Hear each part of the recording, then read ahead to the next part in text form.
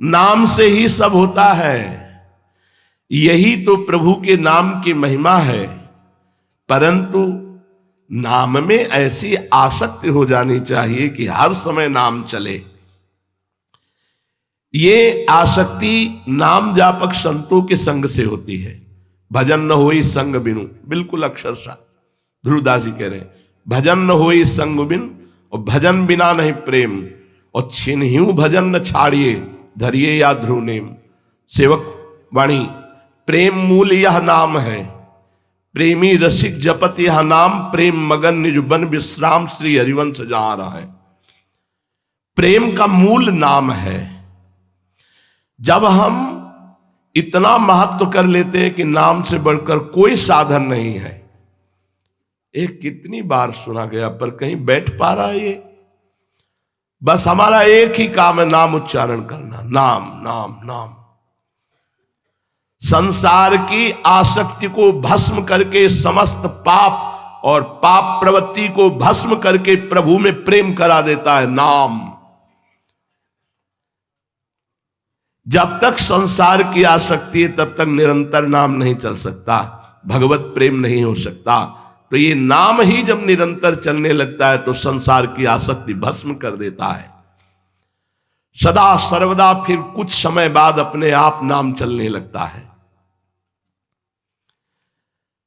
बाबा सुना है कि गोपी जनों के हृदय में इतना प्रेम था, पर वो पधारी नहीं प्रभु के वियोग में। अरे कोई साधारण प्रेम करता है, जब उसका प्रीतम उससे अलग हो जाता है तो प्राण विकल हो जाते, प्राण त्याग दे। फिर गोपी जन तो सबसे बड़ी प्रेमी है, फिर इनके प्राण क्यों नहीं निकल गए प्रभु से विलग होने पर? जहां प्रेम अनित्य होता है तो उसके वियोग में शरीर त्याग की भावना होती है। गोपिकाओं के श्री कृष्ण कभी एक क्षण के लिए गए ही नहीं तो प्राण कैसे त्यागे? यही उद्धव जी ने दर्शन किया। और गोपिकाओं के शरीर कोई पार्थिव पांच भौतिक थे क्या कि शरीर छूट जाएगा? वो सब चिदानंद है। श्री कृष्ण को अर्पित होने वाला शरीर श्री कृष्णमय हो जाता है। ये बहुत गूढ़ बात है। भाई जी ने भी यही उत्तर दिया था, जब आप श्री कृष्ण हो जाओगे तब श्री कृष्ण का साक्षात्कार होगा। उस समय समझ में नहीं आया था, बाद में उनकी कृपा से समझ में आया। गोपिकाओं का शरीर वस्तुतः श्री कृष्ण ही थे और कुछ नहीं था। ये बड़ी सूक्ष्म बात है। कैसे नष्ट हो जाए जब श्री कृष्ण ही उनके शरीर, उनके प्राण, उनके मन, जीवन बन गए। नाहि न रहे ही मां ठौर, नंदन नंदन अछत निरंतर विराजमान है। वो अखंड प्रसन्न रहती थी अपने श्री कृष्ण के सानिध्य में। कभी कभी प्रेम दशा में वो विरह प्रकट करते हुए वो रुदन करती थी। वस्तुतः गोपियों के श्री कृष्ण कभी एक कदम भी उनको छोड़कर गए ही नहीं। पूज्य बाबा, बाबा प्रेमी क्या ध्यान करता है? यह करना चाहिए। अरे प्रेमी ध्यान के बिना रहता ही नहीं है। वो तो उठते बैठते चलते फिरते खाते पीते हर समय गाढ़ अनुराग में युक्त होकर अपने प्रीतम के ध्यान में रहता है। वही पी मूर्ति नयनन बसे, तेहि रस रहाय समाये। उसका शरीर तो यंत्रवत हो जाता है। प्रेमी को कभी विषय दिखाई ही नहीं देता, केवल अपना इष्ट दिखाई देता है। कोई नियम नहीं रह जाता, केवल इष्ट रह जाते हैं। फिर वो ध्यान का क्या करे? वो तो ध्यान निरंतर उसका स्वाभाविक हो रहा है। प्रेमी वही जिसका बिना प्रयास के आराध्य देव में स्थिति प्राप्त हो गई। हर समय अपने प्यारे की रूप माधुरी में, लीला माधुरी में, गुण माधुरी में।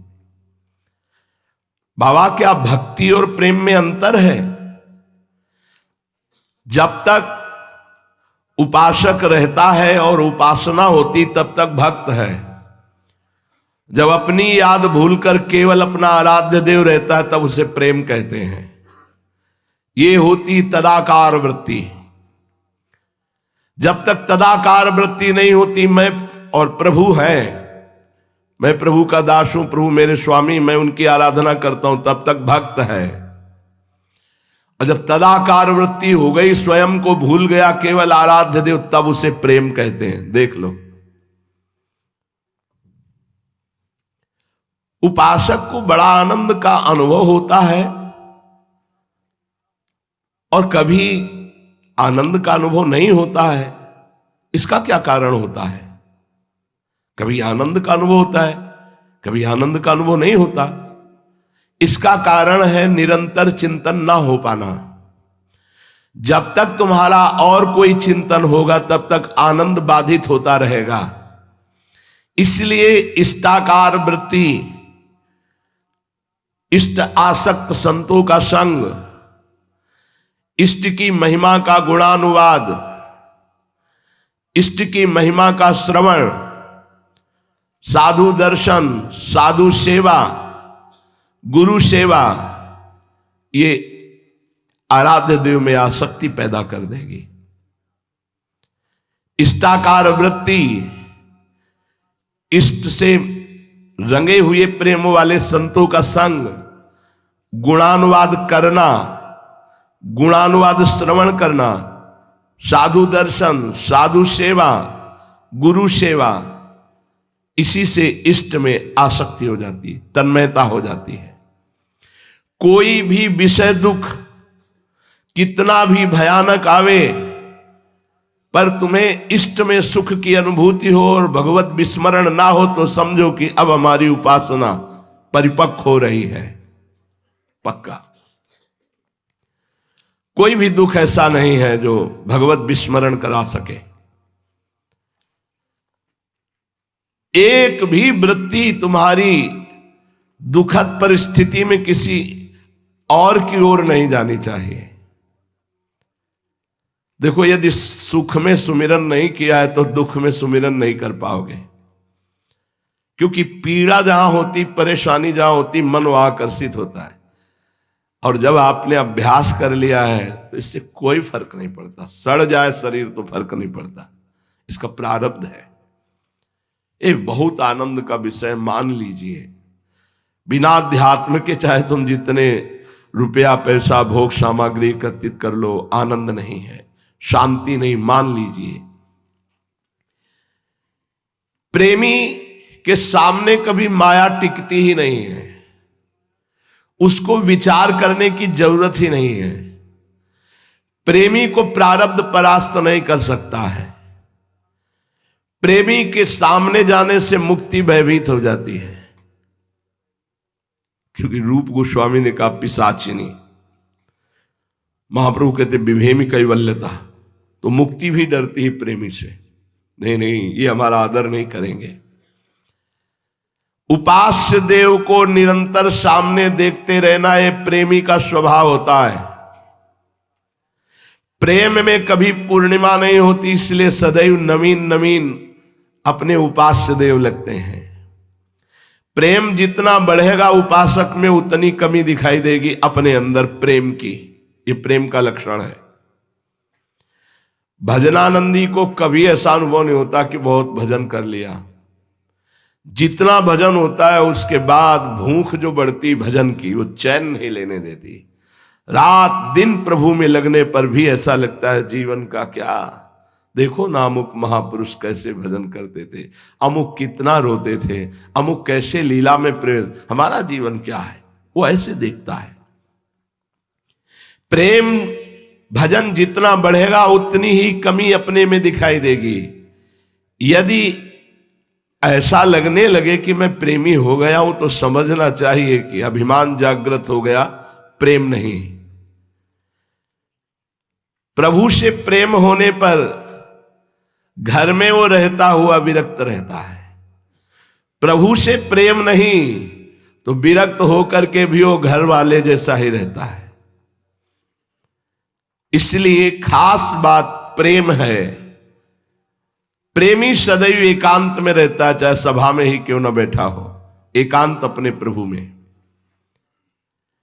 प्रेम सक्रिय और अक्रिय दो प्रकार का होता है। सक्रिय प्रेम वासना युक्त होता है।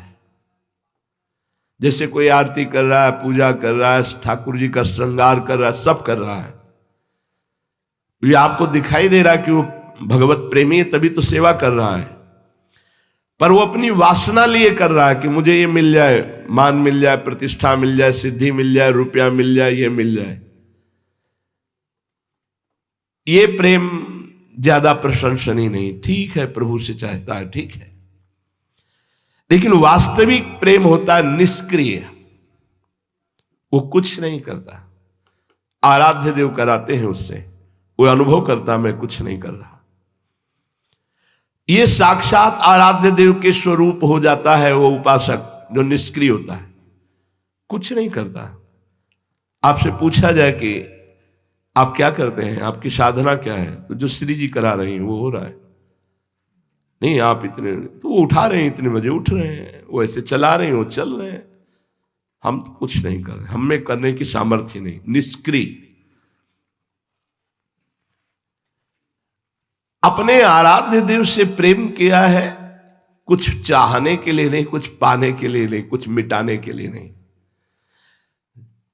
जेहि जोनि जन्मो कर्म बस, कुछ मिटा नहीं रहे, बस राम पद अनुराग हो, ये अनुराग है।